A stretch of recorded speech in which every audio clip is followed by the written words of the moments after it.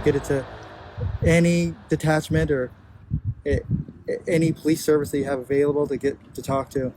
And Jack just absolutely loves bugs, dinosaurs, anything like that. But Lily loves girly things, but she also loves doing everything with Jack. Bugs, they're like best friends. Imagine hiking alone, deep in the woods of Nova Scotia. You're surrounded by silence, nothing but the rustling of trees, your own breath, and the distant sound of your footsteps. Then suddenly, you freeze. It's not an animal. Not an abandoned shoe. But something far more chilling, what looks like the remains of two small children. You reach for your phone. Your hands tremble.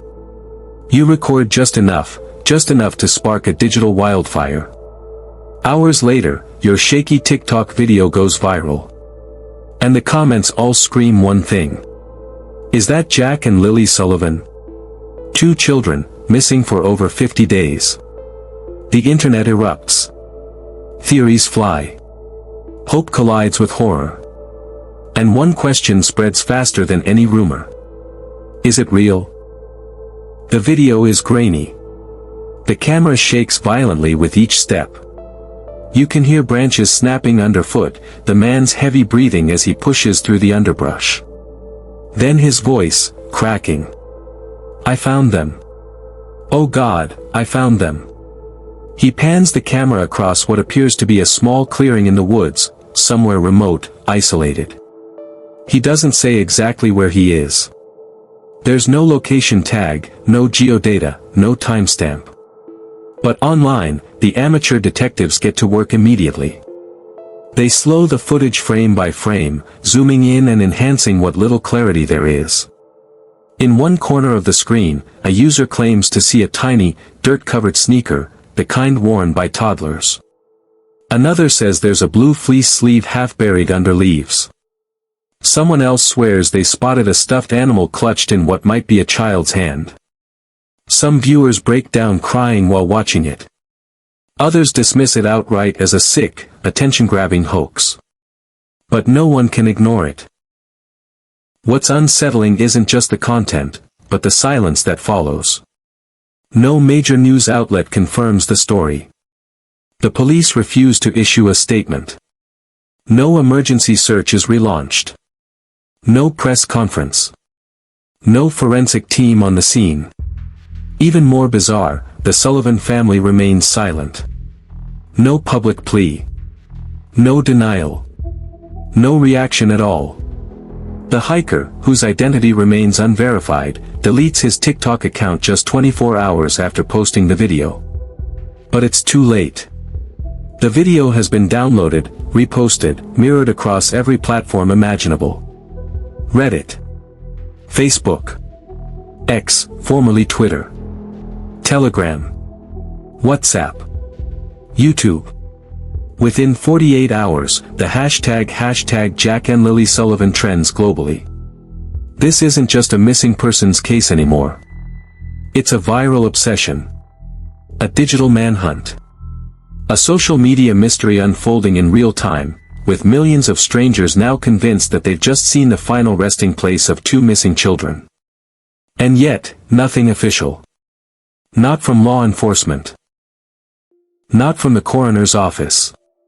Not even a, we are investigating. Just, silence. The kind of silence that makes people suspicious. The kind of silence that makes the public take justice into their own hands. From the very beginning, something felt off. This wasn't a simple case of two toddlers wandering into the woods. Jack was 3. Lily had just turned 2.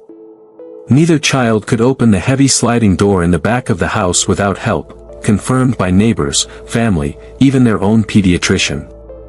But the official narrative? They left in the night, on their own. There were no footprints in the soft soil outside. No scent trail for the K9 units to follow. No scattered toys. No disturbed bushes. Nothing. And yet, within hours, the authorities launched a standard ground search, focusing mostly on nearby trails and waterways. For 5 days, helicopters scanned the forest canopy. Hundreds of volunteers combed through miles of rugged terrain. Local fire departments, drone units, and even psychics joined in. Then, just as quickly as it had started, the operation was scaled back. No press release. No explanation. Just a quiet withdrawal of manpower. The question on everyone's mind, why? That's when the inconsistencies started. The children were put to bed at 8:30 p.m., the mother first claimed. Then later, she said she last saw them around 11 o'clock, after a noise in the hallway. A third interview mentioned a nap, that maybe Jack and Lily had already been missing earlier in the day. The timeline kept shifting. So did the tone. "We're just so broken," the mother said during a brief news appearance. "We just want our babies home." But her voice lacked urgency. Her eyes never filled with tears. Then came the rumors. Child Protective Services had been involved with the family multiple times before the disappearance. There were anonymous calls made about loud fights in the home. One concerned daycare worker reported bruises on Jack's back and a black eye that couldn't be explained. Local reporters uncovered even more troubling details. Drug paraphernalia had been found in the home during a prior welfare check. Neighbors often heard yelling late into the night. Glass breaking, children crying. A restraining order had been filed against the father just months before, then quietly dropped. Still, no charges were ever filed. No children removed from the home. No official red flags raised, until it was too late. Perhaps the most haunting moment came from Jack and Lily's maternal grandmother. She went live on Facebook just days after the search was scaled back, sobbing as she spoke. "Please, if anyone has seen them, just bring them home. I don't care who took them. I don't care why.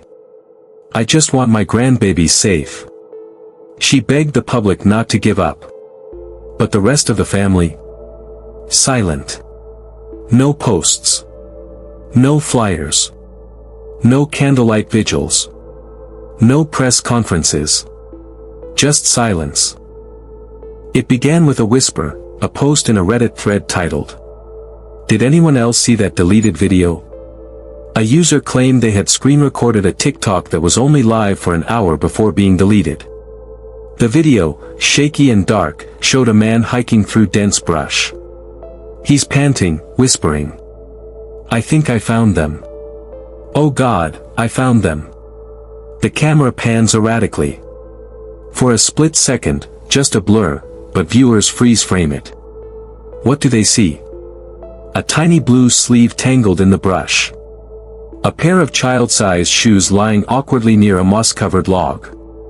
No faces. No movement. Just a haunting stillness. The original video had no location tag. No coordinates, no context. And yet, it set the internet ablaze. Was this real? Were those Jack and Lily's belongings? TikTokers and YouTubers analyzed every pixel. One influencer claimed the foliage matched Northern Ontario. Another, geolocation expert, pointed to British Columbia based on the moss type. But here's the twist. The man in the video? He never came forward. And neither did the original uploader. Then, something even more disturbing. A digital investigator discovered the video's metadata. According to the timestamp, the clip was recorded 6 days before the children were even reported missing. Let that sink in. 6 days before their mother dialed 911. 6 days before police began their search. 6 days before the world even knew the names Jack and Lily Sullivan. If true, this changes everything. Was the video staged? A cruel stunt to exploit a tragedy? Or was it evidence of a premeditated crime, uploaded by someone involved, then hastily deleted? More clues emerged. A sharp-eared viewer enhanced the audio. In the background, just beneath the man's breathing, someone whispers. "She said we had more time." 2 weeks later, a deep web forum posted what it claimed was a screenshot of the full, uncut video. In this version, the camera lingers longer. Just long enough to see a child's hand, motionless. But again, the source disappeared. The file vanished. And law enforcement? They issued no statement. When pressed by journalists, a police spokesperson only said, "We are aware of online content relating to the Sullivan case. We cannot confirm its authenticity." The family gave no comment. No confirmation. No denial. And yet, the video racked up millions of views, being reshared, analyzed, obsessed over. A local tragedy had become something else. A viral phenomenon. A modern mystery fed by speculation, algorithm, and fear. And amid the chaos, one chilling truth remained. Jack and Lily Sullivan were still missing. And someone out there knew exactly what happened. It had been nearly 3 months since Jack and Lily Sullivan vanished. The story had faded from national headlines. But not from the internet. Then, one quiet Tuesday morning, something cracked. A former neighbor, whose identity remained sealed under a publication ban, gave an anonymous tip to the Ontario Provincial Police. The allegation? That Malihia Sullivan, the children's mother, had lied about her timeline. According to this witness, Malihia claimed the kids were last seen at bedtime on May 9th, tucked into their twin beds at 8:30 p.m. But the neighbor swore she heard screaming. Not from the kids. From Malihia. At 5:15 p.m. that same evening. And then, silence. No cartoons playing through the walls. No bedtime lullabies. No giggles. Just a deafening quiet. When detectives quietly revisited the Sullivan residence, armed with this new timeline, they noticed something off. A burn mark on the backyard fire pit, recent, still fresh.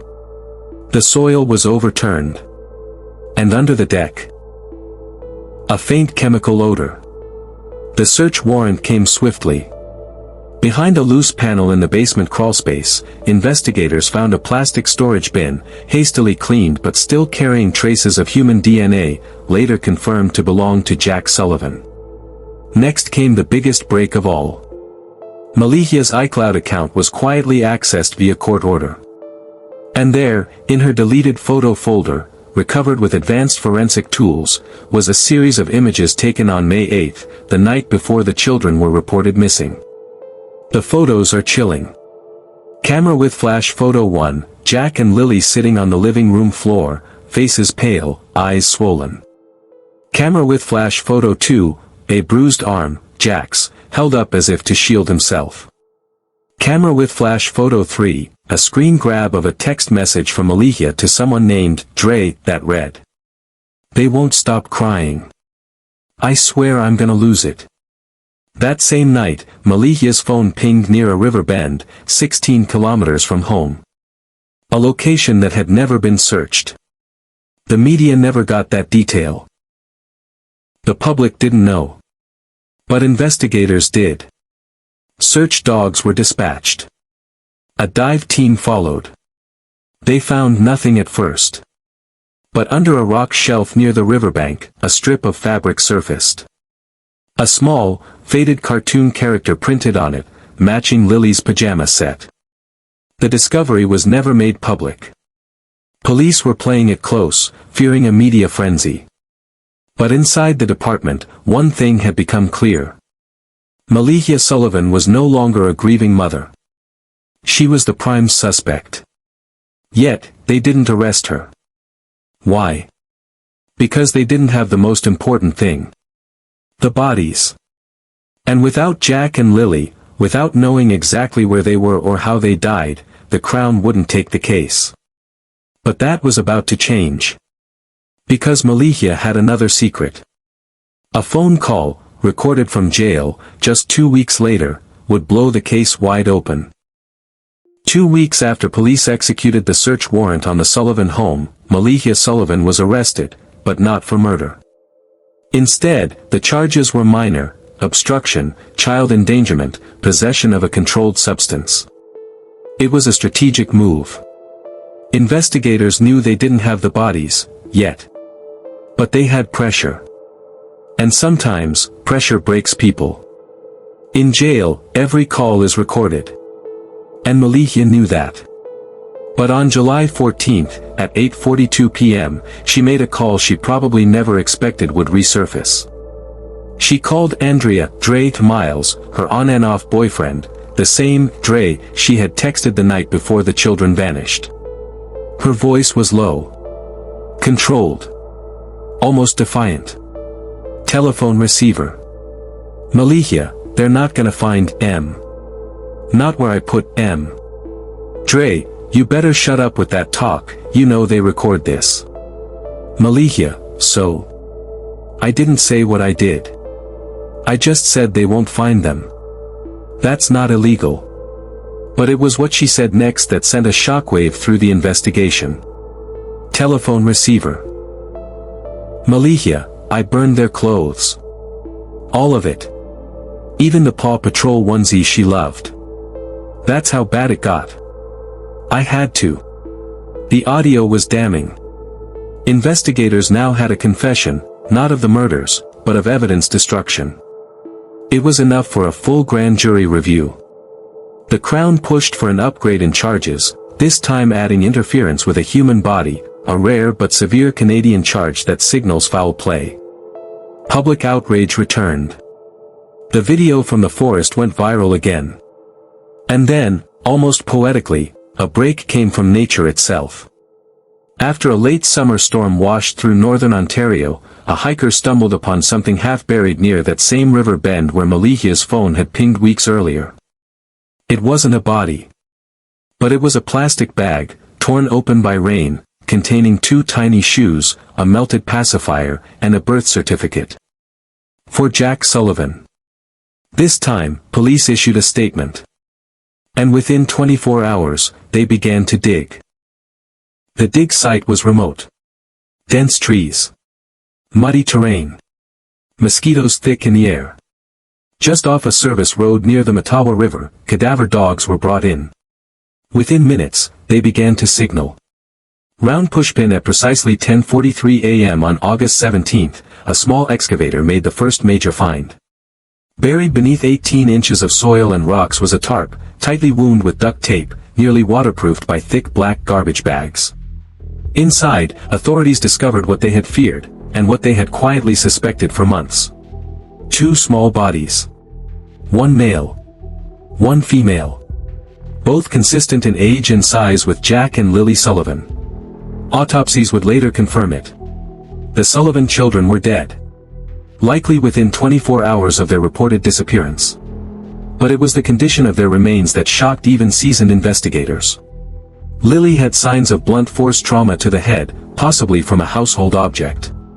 Jack had broken ribs, old and new. And toxicology revealed something horrifying. Traces of methamphetamine in both children's systems. Authorities now had more than a burial site. They had a timeline, a motive, and thanks to Malihia's recorded call, a confession. On August 21st, Malihia Sullivan was officially charged with 2 counts of second-degree murder, tampering with evidence, improper disposal of human remains, child endangerment, drug distribution in the presence of minors. She pleaded not guilty. At the press conference, Ontario State Police were solemn. Studio microphone. This is not the outcome anyone hoped for. But today, we speak their names knowing we're closer to justice. Jack and Lily didn't wander off. They were failed. Abandoned. And ultimately, taken. The viral forest video was now no longer a mystery or hoax. It was a real clue, the first public sign that Jack and Lily might be found. And that lone hiker? He turned out to be real. A local wildlife tracker named Cole Bryant, who said he'd been watching the case unfold online and went to the area himself after recognizing a familiar bend in the trees from drone footage posted in an early news segment. Studio microphone. I'm no hero, he told reporters. I just couldn't stop thinking about those kids.